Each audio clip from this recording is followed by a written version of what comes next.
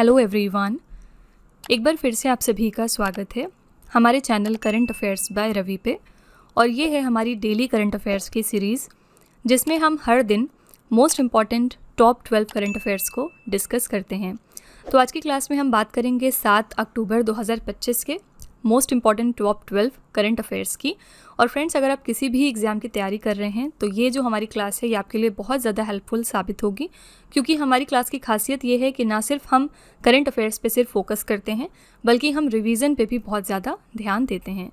तो अगर आप हमारे चैनल पे पहली बार विजिट कर रहे हैं तो मैं आपको ज़रूर रिक्वेस्ट करूँगी कि आप हमारी इस क्लास को एटलीस्ट 15 दिन करके देखें। इसका जो रिज़ल्ट है वो आप अपने एग्ज़ाम या फिर जो भी आप मॉक टेस्ट देंगे वहाँ पर देखेंगे किस तरह से जो आपका करंट अफेयर्स का स्कोर है वो बढ़ता जाएगा और आपकी नॉलेज भी बढ़ती जाएगी। ठीक है, तो बिना देरी करते हुए चलिए आज की क्लास हम शुरू कर लेते हैं। और हमेशा की तरह हम सेशन की शुरुआत करते हैं क्विक रिवीजन के साथ, यानी एक दिन पहले हमने जो चीज़ें पढ़ी हैं उसको हम यहाँ पे सरसरी निगाह से एक बार देख लेते हैं। कल का पहला क्वेश्चन हमने किया था 28वीं ITTF ATTU एशियाई टेबल टेनिस चैंपियनशिप 2025 का ब्रांड एम्बेसडर किसे नियुक्त किया गया। ये थे शरद कमल। और कहाँ पर आयोजित हुआ था ये चैंपियनशिप? तो भुवनेश्वर, उड़ीसा में। कब से कब तक ये होगा? तो 11 से 15 अक्टूबर तक। ISSF जूनियर विश्व कप 2025 की पदक तालिका में कौन सा देश शीर्ष स्थान पर रहा? तो इसमें टॉप मोस्ट स्थान पर था भारत। टॉप 3 देश कौन से थे? पहले पे भारत था कुल 26 पदक के साथ, जिसमें से 8 गोल्ड मेडल थे हमारे, 10 सिल्वर थे और 8 ब्रोंज थे। दूसरे पे था व्यक्तिगत तटस्थ एथलीट, कुल 12 पदक के साथ, 5 गोल्ड, 3 सिल्वर और 4 ब्रोंज। और तीसरे स्थान पे था यहाँ पे इटली, कुल 5 पदक के साथ, जिसमें से 2 गोल्ड, 2 सिल्वर और 1 ब्रोंज था। कहाँ पर ऑर्गेनाइज हुआ था ये विश्व कप? नई दिल्ली के doctor Karni Singh shooting range में। ठीक है, भारत की पहली निजी क्षेत्र की H125 helicopter final assembly line कहाँ पर स्थापित की जाएगी? तो ये कहाँ पर स्थापित हो रही है? कर्नाटका के वेमगल में। ठीक है, याद रखिएगा इसके लिए कौन से 2 ऑर्गेनाइजेशन है जो कोलैबोरेट कर रहे हैं, यानी कौन सी 2 ऑर्गेनाइजेशन है जो मिलके इसको डेवलप करेंगे। तो एयरबस हेलीकॉप्टर ने इसके लिए कोलैबोरेट किया है टाटा एडवांस सिस्टम्स के साथ। ठीक है, और इनका जो पहला H125 का हेलीकॉप्टर है ये 2027 तक तैयार हो जाएगा। विश्व शिक्षक दिवस 2025 हमने कब मनाया? तो 5 अक्टूबर को। इस साल के लिए हमने थीम रखी है शिक्षण को सहयोगात्मक पेशे के रूप में पुनः परिभाषित करना। वर्ष 2025 में दुनिया के 10 सबसे अधिक आबादी वाले शहरों की सूची में किस शहर को शीर्ष स्थान मिला है? तो 10 सबसे अधिक आबादी वाले शहर में पहले स्थान पे है जापान का टोक्यो शहर। यहाँ की जो पॉपुलेशन है वो कितनी है? लगभग 37 मिलियन। ठीक है, और शीर्ष 3 शहर की बात करेंगे तो पहले पे है जापान का टोक्यो शहर, दूसरे पे है दिल्ली भारत का शहर और तीसरे पे चीन का शहर है शंघाई। आप यहाँ पे देख सकते हैं पॉपुलेशन भी लिखी हुई है। किस केंद्र शासित प्रदेश या शहर को भारत का पहला आधिकारिक झुग्गी झोपड़ी मुक्त शहर घोषित कर दिया गया है? तो ये है चंडीगढ़। और यहाँ पर जो जिनकी भी झुग्गी झोपड़ी ली गई है उनको स्मॉल फ्लैट स्कीम 2006 के तहत फ्लैट्स आवंटित किए जा रहे हैं। अक्टूबर 2025 में युवा सशक्तिकरण के लिए माई भारत नामक मोबाइल एप्लीकेशन को किसने लॉन्च किया? इस एप्लीकेशन को लॉन्च किया है हमारे केंद्रीय मंत्री मनसुख मांडविया ने, जो कि इलेक्ट्रॉनिक्स और सूचना प्रौद्योगिकी के मंत्री हैं। ठीक है, केंद्रीय पर्यावरण मंत्री भूपेंद्र यादव ने किस शहर में वन्यजीव सप्ताह के उपलक्ष्य में नमो वन की आधारशिला रख दी है? तो इसकी आधारशिला रखी गई है हरियाणा के मानेसर में। ठीक है, और कब रखी गई है? तो महात्मा गांधी जी की जयंती के दिन, यानी 2 अक्टूबर को। भारत के प्रसिद्ध समकालीन कलाकार A रामचंद्रन के सम्मान में एक संग्रहालय का उद्घाटन कहाँ पर हुआ है? तो ये उद्घाटित हुआ है केरल के कोल्लम में और इसका इनॉग्रेशन किया था केरला के चीफ मिनिस्टर पिनरई विजयन ने। दुनिया के सबसे ऊंचे पुल जो कि 2050 फीट का है, हुआजियांग ग्रैंड कैनियन ब्रिज, इसका उद्घाटन कहाँ पर हुआ? इसका उद्घाटन हुआ है चीन में और इसकी हाइट याद रखिएगा 2050 फीट है। साथ ही ये कौन सी नदी के किनारे स्थित है? तो बेपान रिवर के किनारे है। ठीक है, अक्टूबर 2025 में सेंट्रल बैंक ऑफ इंडिया का नया MD और CEO किसे नियुक्त किया गया? तो ये है मिस्टर कल्याण कुमार। अंतर्राष्ट्रीय सामाजिक सुरक्षा संघ का प्रतिष्ठित outstanding achievement in social security award 2025 किस देश को मिला है? तो ये मिला है भारत को और ये अवार्ड फंक्शन कहाँ पर हुआ था? तो ये मलेशिया में हुआ था। ठीक है, सेंट्रल बैंक ऑफ इंडिया का हेडक्वार्टर कहाँ पे लोकेटेड है? तो ये मुंबई में है। तो फ्रेंड्स, यहाँ पे क्योंकि कम टाइम होता है इसलिए हम लोग इसको बहुत क्विकली कवर करते हैं, लेकिन अगर आप इन क्वेश्चंस को डिटेल में डेप्थ में जाके पढ़ना और समझना चाहते हैं तो आप हमारा कल का लेक्चर ज़रूर रेफ़र करिएगा। ठीक है, कल के लेक्चर में हमने हर क्वेश्चन को अच्छे तरीके से डिटेल में समझा था। तो चलिए फिर आज की अपनी क्लास हम शुरू कर लेते हैं। और आगे बढ़ने से पहले 1 मिनट में बस आपको मैं छोटी सी इन्फॉर्मेशन दे दूं कि हमारी जो सितंबर मंथ की करंट अफेयर्स की ई बुक है वो लॉन्च हो चुकी है। साथ ही अगर आपको पिछले 8 महीने की करंट अफेयर्स का ई बुक चाहिए, यानी जिसमें जनवरी से लेकर अगस्त तक के सारे इंपॉर्टेंट करंट अफेयर्स कवर किए गए हैं, तो आप हमारी इस वेबसाइट www.ravibooks.pdf.com को विजिट कर सकते हैं। यहाँ पर एक छोटा सा सैम्पल हम देते हैं आपके रेफरेंस के लिए। आप देख सकते हैं कि ये है हमारी सितंबर मंथ की करंट अफेयर्स की ई बुक। आप यहाँ पर चेक करिए कि कितने अच्छे तरीके से हर क्वेश्चन को एक्सप्लेन किया गया है, इंपॉर्टेंट पॉइंट और पिक्चर्स को इंक्लूड करते हुए, ताकि आप लॉन्ग टर्म तक इन सारे करंट अफेयर्स को याद रख सकें। ठीक है, तो अगर आप इंटरेस्टेड हैं, अगर आप इन ई बुक्स को हमारी परचेज़ करना चाहते हैं, तो आप हमारी इस वेबसाइट पर ज़रूर विजिट करिएगा। ठीक है, तो चलिए फ्रेंड्स, आज की क्लास जो है अपनी अब शुरू कर लेते हैं पहले क्वेश्चन के साथ। पहला क्वेश्चन एक्सट्रीमली इंपॉर्टेंट है। जापान की पहली महिला प्रधानमंत्री कौन बनेंगी? जापान में फर्स्ट फीमेल प्राइम मिनिस्टर बनने वाली हैं और इनका नाम है साने तकाइची। A option. ठीक है, तो जापान की पूर्व आर्थिक सुरक्षा मंत्री हैं ये साने तकाइची। इनको मतदान में जापान की सत्तारूढ़ लिबरल डेमोक्रेटिक पार्टी का नेता चुन लिया गया है। वो 15 अक्टूबर को जापान की पहली महिला प्रधानमंत्री बनने वाली हैं। साने तकाइची शिगेरू इशिबा का स्थान लेंगी। तो किसको रिप्लेस कर रही हैं, ये भी आपको ध्यान देना है। जापान की बात करेंगे तो जापान एशिया महाद्वीप के पूर्व में स्थित एक द्वीप देश है। राजधानी इसकी टोक्यो है। मुद्रा कौन सी चलती है यहाँ पर? जापानी येन। और जापान की संसद का नाम क्या है? राष्ट्रीय डाइट। ठीक है, तो ध्यान दीजिएगा कि जापान की पहली महिला प्रधानमंत्री बनने वाली हैं साने तकाइची। और किसको रिप्लेस कर रही हैं? ये रिप्लेस करेंगे शिगेरू इशिबा को। इसी तरह से पिछले दिनों हमने नेपाल कंट्री में भी देखा था कि पहली बार यहाँ पर भी एक फीमेल प्राइम मिनिस्टर नियुक्त हुई हैं, जिनका नाम क्या था? इनका नाम था सुशीला कार्की। ठीक है, तो ये दोनों जो क्वेश्चंस हैं ये आपके एग्जाम के लिए मोस्ट इंपॉर्टेंट है, क्योंकि ये वुमेन एम्पावरमेंट से रिलेटेड हैं। ठीक है, तो फ्रेंड्स इसी के साथ चलिए हम एक बार जो भी नए प्रधानमंत्री और राष्ट्रपति बने हैं 2025 में, इनको रिवाइज कर लेते हैं। नेपाल की पहली महिला प्रधानमंत्री हैं सुशीला कार्की, मैंने आपको पीछे बताया। लिथुआनिया की नई प्रधानमंत्री बन गई हैं इंगा रुगिनियन। थाईलैंड के नए प्रधानमंत्री हैं अनुतिन चार्नविराकुल। नॉर्वे के प्रधानमंत्री बने हैं जोनास गाहर स्टोरे। जमैका के प्रधानमंत्री कौन निर्वाचित हुए हैं? इनका नाम है एंड्रयू होलनेस। मोहम्मद इरफान अली किस देश के राष्ट्रपति के रूप में पुनः निर्वाचित हो गए हैं? तो ये गुयाना के फिर से एक बार राष्ट्रपति बन गए हैं। म्यांमार के नए प्रधानमंत्री का नाम है यू न्यो स्वा। कनाडा के नए प्रधानमंत्री हैं मार्क कार्नी। सूडान के नए प्रधानमंत्री बने हैं कामिल अल तैब इद्रीस। और बेलारूस के नए राष्ट्रपति हैं अलेक्जेंडर लुकाशेंको। ठीक है, तो फ्रेंड्स ये आपके लिए मोस्ट इंपॉर्टेंट प्रधानमंत्री और राष्ट्रपति की लिस्ट है, जिनको एग्जाम में डेफिनेटली पूछा जा सकता है। आप इनका स्क्रीनशॉट लेके ज़रूर रख लीजिएगा। मैं आपको 5 सेकंड का टाइम दे रही हूँ, आप स्क्रीनशॉट ले लीजिए। अगला क्वेश्चन है यहाँ पे, चिकित्सा या फिजियोलॉजी के क्षेत्र में नोबेल पुरस्कार 2025 से किसे सम्मानित किया जाएगा? तो Nobel prize 2025 in the field of medicine और फिजियोलॉजी किसको मिल रहा है? तो यहाँ पर एक विनर नहीं है, बल्कि 3 लोग इस प्राइज़ को आपस में शेयर करेंगे।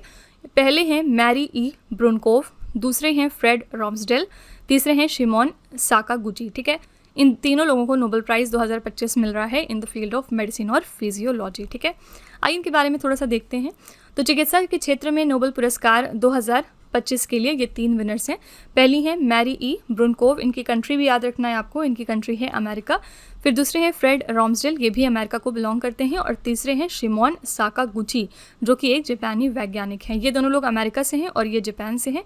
जापान से पिछले दिनों एक और अवार्ड्स एंड ऑनर्स का क्वेश्चन बना था, और वो था रिलेटेड एबल प्राइज से, अगर आपको याद हो तो। ठीक है, एबल प्राइज सबसे पहले कौन सी कैटेगरी में दिया जाता है? तो ये मैथमेटिक्स की फील्ड में दिया जाता है। और एबल प्राइज़ के जो 2025 के लिए विनर हैं, उनका नाम क्या है? मैंने आपको बहुत बार याद कराया हुआ है, इनका नाम है मसाकी काशीवारा। ठीक है, और ख़ास बात क्या है कि ये भी जापान को बिलोंग करते हैं, और इसी के साथ ये जापान का पहला अवार्ड था एबल प्राइज़ का। ठीक है, तो ये भी बात आपको यहाँ पे याद रखनी है। चिकित्सा के क्षेत्र में नोबेल पुरस्कार इनको क्यों मिला है? मैरी ई ब्रुनकोव, फ्रेड रॉम्सडेल और शिमोन साकागुची को ये पुरस्कार मिला है शरीर की रक्षा प्रणाली यानी इम्यूनिटी सिस्टम को बेहतर समझने की खोज के लिए। ठीक है, और कौन ये अवार्ड देता है? तो करोलिंस्का इंस्टीट्यूट, जो कि स्वीडन को बिलोंग करता है। पुरस्कार राशि यानी कितना अवार्ड दिया जाता है? तो 11 मिलियन स्वीडिश क्रोनर, लगभग 8 से 10 करोड़ रुपए।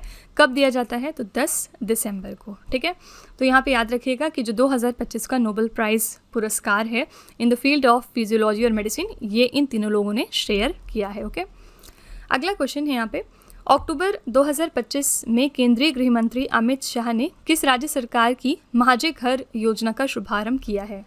तो ये जो माझे घर योजना है ये union home minister Amit Shah ने लॉन्च करी है गोवा स्टेट में। सी ऑप्शन यहाँ पे सही है।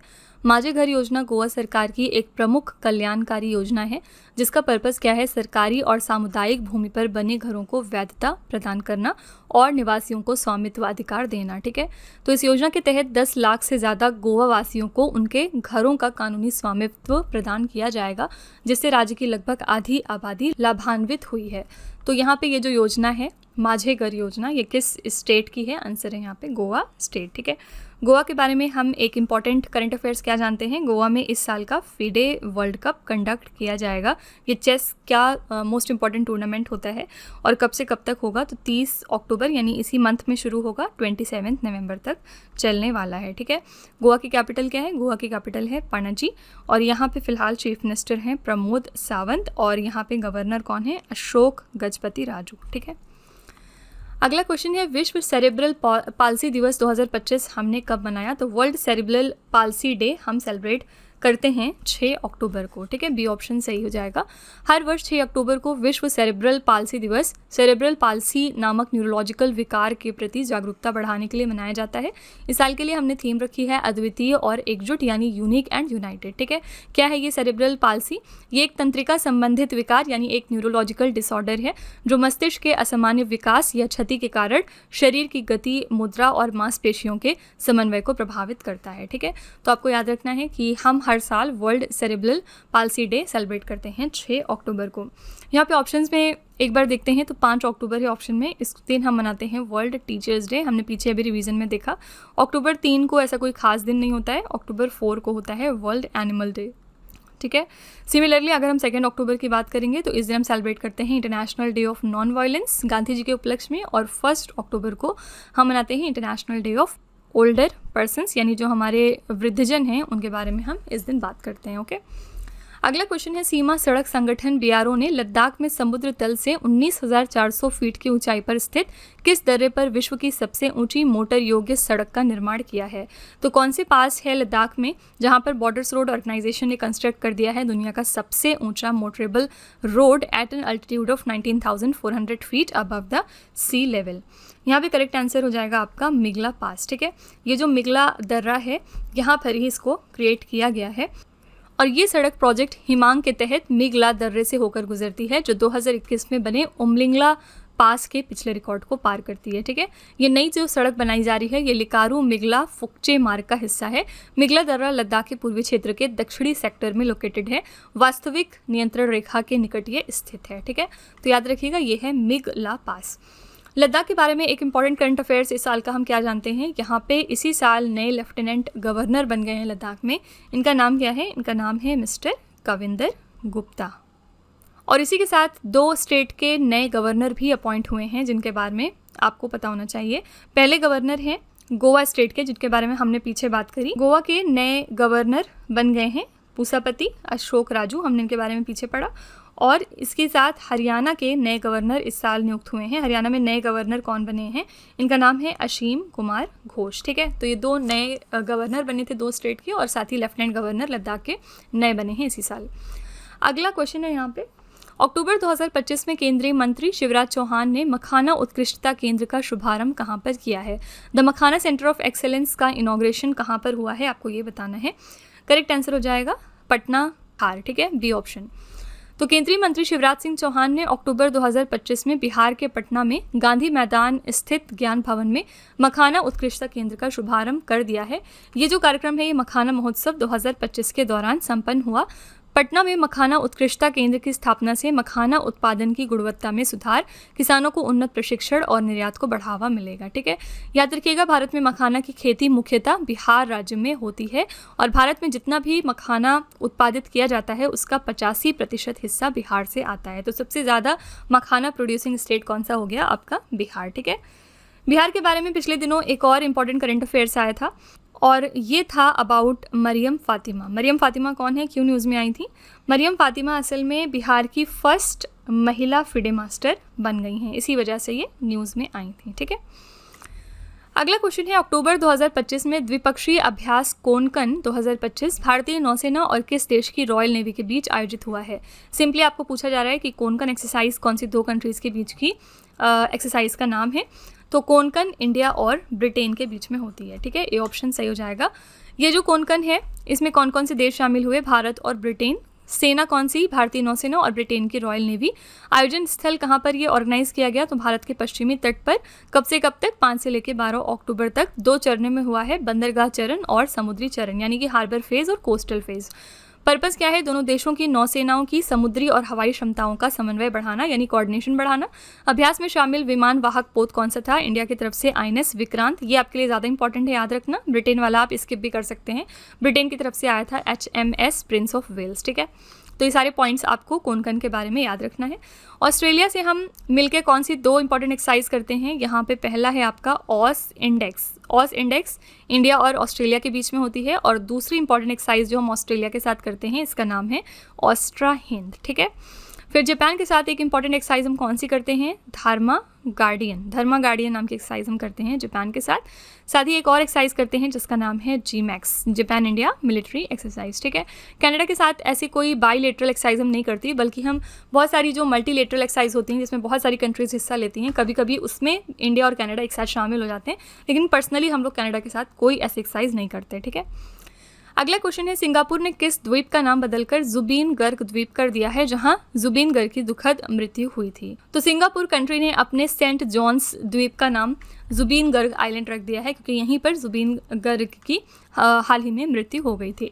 सिंगापुर ने सेंट जॉन्स द्वीप का नाम बदलकर जुबीन गर्ग द्वीप कर दिया है, जहां 19 सितंबर 2025 को प्रसिद्ध असमिया गायक, संगीतकार और अभिनेता जुबीन गर्ग का दुखद निधन हुआ है।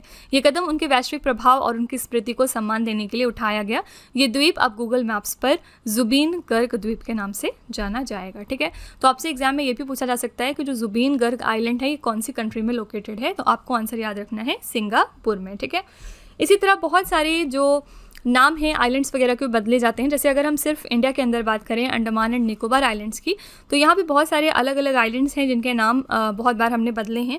जैसे फॉर एग्जांपल यहाँ पे पहला है रॉस आइलैंड। रॉस आइलैंड का नाम बहुत दिन पहले बदल के रख दिया गया था सुभाष चंद्र बोस आइलैंड, ठीक है। इसी तरह से नील आइलैंड था, नील आइलैंड का नाम पलट के रखा गया था शहीद द्वीप, ठीक है। यहाँ पे जो सुभाष चंद्र बोस आइलैंड मैं बोल रही हूँ, आइलैंड नहीं है बल्कि यहाँ पर द्वीप है, सब सुभाष चंद्र बोस द्वीप। इसी तरह से नील आइलैंड का नाम बदल के शहीद द्वीप रखा गया था। और यहाँ पे एक और आइलैंड है जिसका नाम है हैवेलॉक आइलैंड, इसका नाम पलट के रखा गया था स्वराज द्वीप, ठीक है। तो इस तरह से आइलैंड के जो नाम्स हैं वो टाइम टू टाइम हर कंट्री अपने बदलती रहती है। बदले गए नाम आइए देख लेते हैं 2025 के। जून 2025 में भारत इंग्लैंड टेस्ट सीरीज़ का नाम बदलकर नया नाम क्या कर दिया गया है, तो इसका नाम अब तेंदुलकर एंडरसन ट्रॉफी हो गया है, ठीक है। Very important question. Madhya Pradesh के पचमढ़ी वन्यजीव अभ्यारण्य का नया नाम क्या कर दिया गया है, इसका नाम रखा गया है राजा भभूत सिंह वन्यजीव अभ्यारण्य। फिर रक्षा मंत्री राजनाथ सिंह के सम्मान में नव विकसित आम की किस्म का क्या नाम रखा गया है, इसका नाम रखा गया है राजनाथ आम। जून 2025 में जारी भारत के लोकपाल का नया आदर्श वाक्य क्या है, नया मोटो रखा गया है नागरिकों को सशक्त बनाएं, भ्रष्टाचार को उजागर करें। महाराष्ट्र के खुलताबाद का नया नाम है रत्नापुर। उत्तर प्रदेश सरकार की शून्य गरीबी योजना का नया नाम रखा जाएगा डॉक्टर भीमराव अंबेडकर जी के ऊपर। उत्तराखंड में सिलकियारा सुरंग का नाम रखा गया है बाबा बौखनाग। उत्तराखंड के हरिद्वार जिले के औरंगजेबपुर का नया नाम रख दिया गया है शिवाजी नगर, ठीक है। इसी तरह से आपको एक और याद रखना है कि जो अहमदनगर स्टेशन है रेलवे स्टेशन, इसका नाम पलट के जो है अहिल्या नगर रेलवे स्टेशन कर दिया गया है, ये महाराष्ट्र में लोकेटेड है, ठीक है। अगला क्वेश्चन है, देश के सेमीकंडक्टर इकोसिस्टम को मजबूत बनाने के लिए केंद्रीय मंत्री अश्विनी वैष्णव ने कहां पर नमो सेमीकंडक्टर प्रयोगशाला की स्थापना को मंजूरी दे दी है। कहां पर ये नमो सेमीकंडक्टर प्रयोगशाला की स्थापना की जाएगी, यहाँ पे आपका करेक्ट आंसर हो जाएगा IIT भुवनेश्वर, ठीक है। तो केंद्रीय मंत्री अश्विनी वैष्णव ने नमो सेमीकंडक्टर प्रयोगशाला की स्थापना के लिए IIT भुवनेश्वर उड़ीसा को मंजूरी दी है। ये प्रयोगशाला सेमीकंडक्टर प्रशिक्षण, डिजाइन और निर्माण के लिए आधुनिक सुविधाएं प्रदान करेगी और मेक इन इंडिया तथा डिजाइन इन इंडिया की पहल को बढ़ावा देगी। इस परियोजना को MP लैड योजना यानी संसद स्थानीय क्षेत्र विकास योजना के तहत धनराशि प्रदान की जाएगी। इस परियोजना की अनुमानित लागत कितनी है, तो 4.95 करोड़ रुपए, ठीक है। इतना पैसा लगेगा इस परियोजना में। तो ये जो हमारी नमो सेमीकंडक्टर प्रयोगशाला है, ये कहाँ पर क्रिएट की जा रही है? आंसर है IIT भुवनेश्वर में। यहाँ पे याद रखिएगा, जो IIT दिल्ली है, इन्होंने पिछले साल यानी 2024 में अपना पहला आउटसाइड इंडिया कैंपस खोला था। और कहाँ पर डाला है इन्होंने पहली बार अपना आउटसाइड इंडिया कैंपस? तो अबू धाबी में, जो कि UAE में लोकेटेड है। ठीक है, अगला क्वेश्चन है, अक्टूबर 2025 में भारतीय कॉरपोरेट मामलों के संस्थान ने कहां पर आयोजित कॉरपोरेट सामाजिक दायित्व पर दूसरे राष्ट्रीय सम्मेलन और प्रदर्शनी की मेज़बानी की है? तो IICA यानी Indian institute of corporate affairs, इन्होंने second national conference and exhibition को होस्ट किया ऑन कॉरपोरेट सोशल रिस्पॉन्सिबिलिटी। कहाँ पर होस्ट किया है? करेक्ट आंसर हो जाएगा डी ऑप्शन, न्यू दिल्ली। ठीक है, तो भारतीय कॉरपोरेट मामलों के संस्थान का दूसरा ये राष्ट्रीय कॉरपोरेट सामाजिक दायित्व सम्मेलन था और इसकी प्रदर्शनी नई दिल्ली में आयोजित की गई। ये सम्मेलन 6 से 7 अक्टूबर को हुआ है। विषय क्या रखा गया है? जनजातीय विकास के लिए CSR उत्कृष्टता का लाभ उठाना, यानी leveraging CSR excellence for tribal development. ठीक है, तो कहाँ पर ये ऑर्गेनाइज हुआ है? आंसर है नई दिल्ली। अगला क्वेश्चन है, अक्टूबर 2025 में भारत मौसम विज्ञान विभाग ने अरब सागर के ऊपर बने गंभीर चक्रवाती तूफान चक्रवात शक्ति की महाराष्ट्र गुजरात में चेतावनी जारी कर दी है। इस तूफान का नामकरण किस देश ने किया है? देखिए, तूफान से 2 ही क्वेश्चन आपके एग्जाम में आते हैं कि कोई भी अगर तूफान आया है तो उसने किस जगह को हिट किया है, और दूसरा क्वेश्चन ये पूछा जाता है कि उस तूफान का नाम किसने रखा है। ठीक है, तो ये जो साइक्लोनिक स्टॉर्म शक्ति है, ये अरेबियन सी से क्रिएट हुआ है, ये भी याद रखिएगा, और महाराष्ट्र गुजरात जैसे स्टेट्स को हिट करने वाला है। तो आपको बताना है कि इस साइक्लोन का नाम जो है वो किस कंट्री ने रखा है? आंसर है ए ऑप्शन, श्रीलंका। ठीक है, तो अक्टूबर 2025 में चक्रवात शक्ति अरब सागर के उत्तर पूर्वी हिस्से में बना था। ये भारत में 2025 का पहला चक्रवाती तूफान है। इसका नाम जो है वो श्रीलंका ने दिया है। इसका असर मुख्यतः महाराष्ट्र और गुजरात के समुद्री तटीय इलाकों में दिखेगा, जहां पर भारी बारिश, तेज हवाएं और समुद्री लहरों के खतरे के कारण सतर्कता जारी कर दी गई थी। ठीक है, तो आपको याद रखना है कि ये जो नाम है वो किसने दिया है? तो श्रीलंका ने। पिछले दिनों हमने एक और टाइफून पढ़ा था जिसका नाम है रागासा। ये बहुत ज़्यादा न्यूज़ में आया था। रागासा ने चाइना, फिलीपींस और हांगकांग जैसे एरियाज़ को हिट किया था। इंपॉर्टेंट बात यह है कि रागासा का नाम किसने रखा था? तो रागासा का नाम जो है वो जापान कंट्री ने रखा था। ठीक है, इसी तरह से हमने एक और तूफान अभी पढ़ा था, बुआलोई। बुआलोई ने किस कंट्री को हिट किया था? वियतनाम को पर्टिकुलरली हिट किया था इसने, और भी जो आसपास के देश हैं उनको भी हिट किया था, लेकिन ज़्यादातर इसने वियतनाम को हिट किया। बुआलोई का जो नाम है वो किस कंट्री ने रखा था? तो वो नाम रखा था थाईलैंड ने। ठीक है, तो इस तरह से आपको ये भी याद रखना है। लास्ट क्वेश्चन है, अक्टूबर 2025 में भारतीय तटरक्षक बल यानी इंडियन कोस्ट गार्ड ने राष्ट्रीय प्रदूषण प्रतिक्रिया अभ्यास NATPOLREX 10 के 10वें संस्करण का आयोजन कहाँ पर किया है? इसका आयोजन कहाँ पर हुआ है? आंसर है तमिलनाडु के चेन्नई शहर में। तो NATPOLREX का फुल फॉर्म है national level pollution response exercise. उद्देश्य क्या है इसका? इसका उद्देश्य है समुद्री तेल रिसाव की घटनाओं से निपटने के लिए भारत की राष्ट्रीय तैयारी का मूल्यांकन करना और संवर्धन करना, साथ ही अंतर एजेंसी समन्वय की दक्षता का परीक्षण करना। कहाँ पर हुआ? तो तमिलनाडु के चेन्नई में आयोजित किया गया है। कब से कब तक? 5 और 6 अक्टूबर को। ठीक है, तो आपको याद रखना है कि ये जो इंडियन कोस्ट गार्ड है हमारी, इन्होंने नेशनल पोल्यूशन रिस्पांस एक्सरसाइज, जिसका नाम है NATPOLREX, इसका 10th एडिशन कहाँ पे ऑर्गेनाइज किया? तो तमिलनाडु के चेन्नई शहर में। ठीक है, तो फ्रेंड्स, इसी के साथ हमारा जो आज का सेशन है यहाँ पे कंप्लीट होता है। आई रियली होप कि आपको आज की क्लास अच्छी लगी होगी, और हमेशा की तरह लास्ट में हम आपके लिए एक छोटा सा टेस्ट रखते हैं ताकि आप खुद को भी एनालाइज कर सकें और ये देख सकें कि आपने कितना पढ़ा है, कितना समझा है। आज का पहला क्वेश्चन है आपके लिए, अक्टूबर 2025 में केंद्रीय गृह मंत्री अमित शाह ने किस राज्य सरकार की माझे घर योजना का शुभारंभ किया?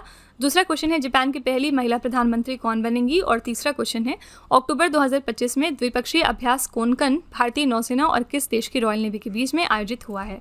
तो ये 3 क्वेश्चंस आपको करने हैं एज अ होमवर्क, और इसका जवाब जो है वो आपको कमेंट सेक्शन में जाकर लिखना है। इसी के साथ फ्रेंड्स, हमारा सेशन यहाँ पर वाइंड अप होता है, और मैं पूरी उम्मीद करती हूँ कि आपको क्लास पसंद आई होगी। लेकिन फिर भी अगर आपको लगता है कि इसमें किसी इंप्रूवमेंट की ज़रूरत है, कोई आप सजेशन देना चाहते हैं, तो वो आप जाके कमेंट्स में हमारे लिख सकते हैं, हम उसको डेफिनेटली रिव्यू करेंगे। ठीक है, आपका फीडबैक हमारे लिए बहुत इंपॉर्टेंट होता है, तो अपना फीडबैक कमेंट में बिल्कुल भी लिखना मत भूलिएगा। मिलते हैं अगली क्लास में एक और इंपॉर्टेंट टॉपिक के साथ। Till then stay tuned. इसी तरह से बेस्ट क्वालिटी कंटेंट और अच्छी प्रिपरेशन के लिए हमारे चैनल के साथ जुड़े रहिए। Thank you so much for watching. Also don't forget to like, share and subscribe our channel.